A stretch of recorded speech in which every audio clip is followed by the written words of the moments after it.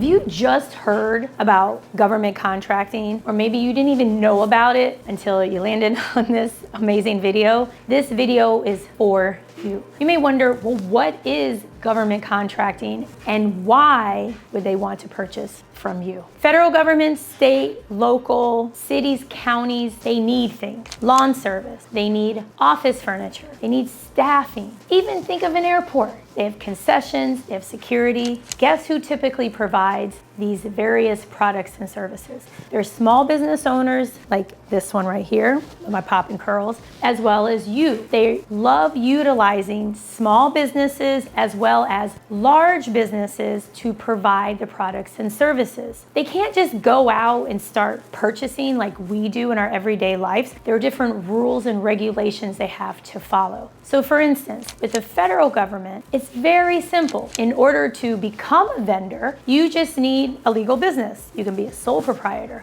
You can have a corporation, and you just need to register in Sam.Gov. It's as simple as that. And you can literally sell almost any and everything. I started out back in 2007 selling training and development. That was my wheelhouse. A lot of it was around equity, diversity, and inclusion at Patrick Air Force Base at that time. Since then, we've transitioned into inspecting vape shops, providing training for food inspectors, staffing chapels. So what's beautiful on the federal government as well as local government, you don't have to sell what you already sell, what you know. And of course, if you want to do that, you can do it too, but you are not limited because these different organizations, they want to buy from you. So what I have here in front of me are some statistics, because on the federal government side, they have goals. So for small business spend in 2023, 23% of government contracts, we're talking well over 800 billion, B as in Bravo, dollars. 23% went to small businesses, at least 23%.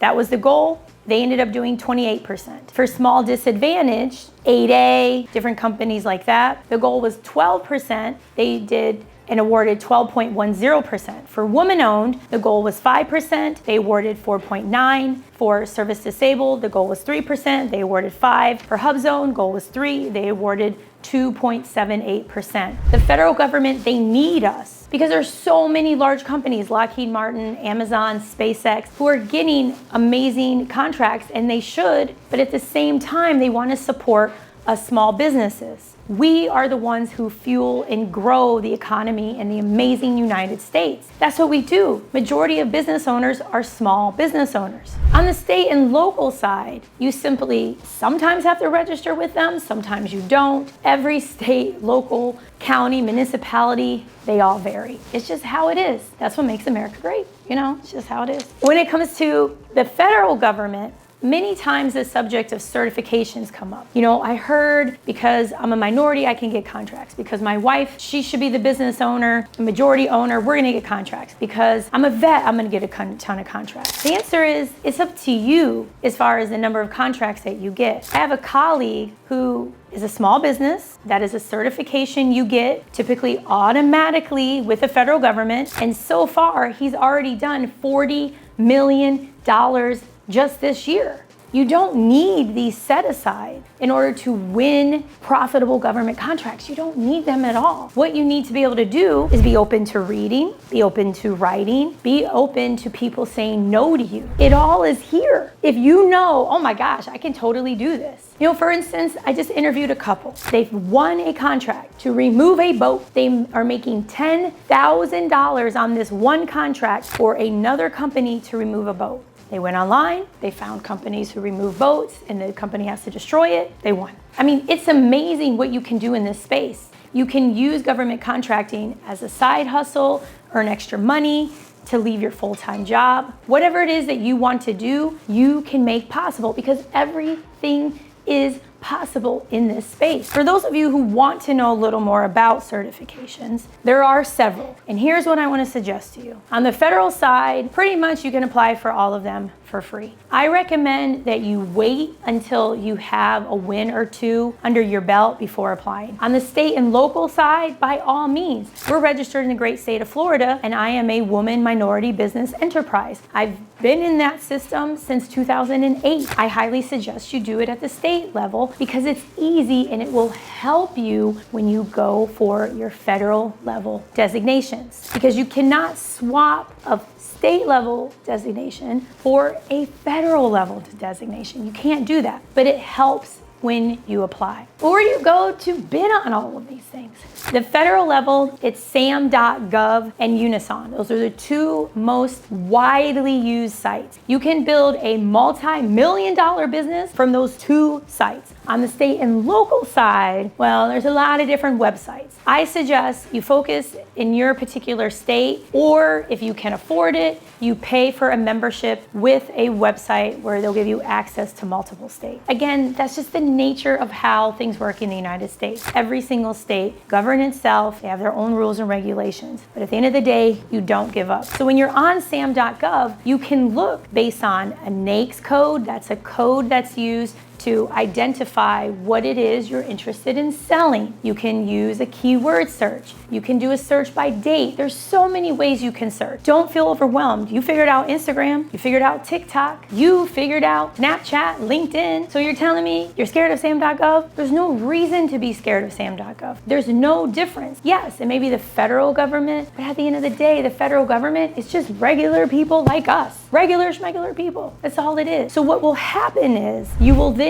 need to read the documents. You can easily upload these in ChatGPT and have it extract some information, so don't worry. Also, you will need to respond to the opportunity with a proposal. And this is what typically kind of scares people, and that's why I'm in the middle of launching a new proposal writing class, so be ready for that, because people freak out. They're like, I don't really know what to do. I'm gonna hire somebody. Hey, I did that. I actually hired an inexpensive proposal writer and an expensive proposal writer. I'm gonna record a video on it. And let me tell you, the inexpensive one gave me a horrible proposal at the end of the day, but it was a good lesson, because it's not about that. You have to understand what you are responding to. What does it take for you to win? What do they really want? What is it going to require of you? If you're bidding on janitorial, do you need to pay the janitorial company every week? If you're bidding on product and you're selling 20,000 pounds of dog food to the Department of State, do you need to front the money? These are questions you need to ask yourself, because so often I get DMs. Hey, Dr. Parks. Hey, Kizzy. Hey, Crizzy. I just won this contract and I don't have any money. I need to give it back. I don't want to sign it. I don't want to keep it. And it breaks my heart, because you work so hard to get into Sam.Gov, to figure out how to bid, to win, and then you're like, no.